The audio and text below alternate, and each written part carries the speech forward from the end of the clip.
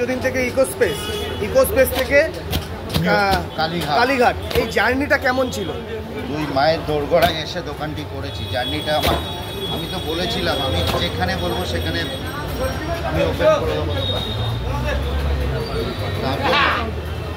তো জার্নিটা খুবই সুন্দর, মানে খুবই ভালো। তো আমি এখানে এসে খুব আনন্দ উপভোগ করছি। সবথেকে বড় কথা যে বিভিন্নভাবে যারা এই যে ধরো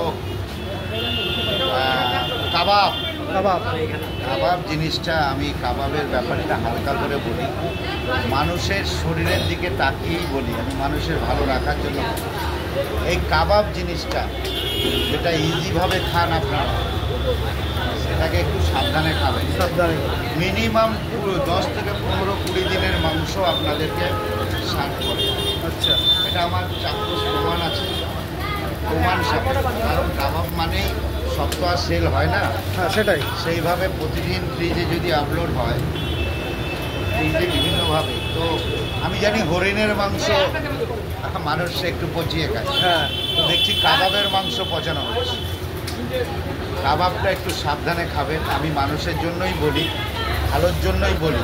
তাতে যদি আমার ফাঁসি হয়ও কোনো আমি আপত্তি নেই, যতদিন বেঁচে থাকি। অরুণদা তোমারই পার্টনার দেবাংশুদা, আমাদের আমি কারোর নাম বলি। আচ্ছা, আমি বলছি তারও কাবাবেরই মানে রোস্টেড কাট। আমি রোস্টেড কাট যেই হোক, হ্যাঁ, তার সম্বন্ধে বলছি না, তার সম্বন্ধে না, আমি বলছি আমি কাবাবের সম্বন্ধে বলছি। তুমি বলে চাক্ষুষ প্রমাণ, তাই জন্যই আমি জিজ্ঞেস করলাম। আমি এগুলো প্রমাণ সাপেক্ষ, কারণ মানুষকে সুস্থ রাখার তাগিদে এটা বলি। একদম। কাবাব জিনিসটা যারা খাচ্ছেন, সেটা আমার প্রমাণ আছে, আমি দেখেছি।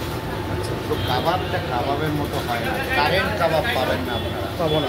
একদম হরিণের মাংসের মতো ওই পচিয়ে খাওয়ানো, একদম 100-এ 100%।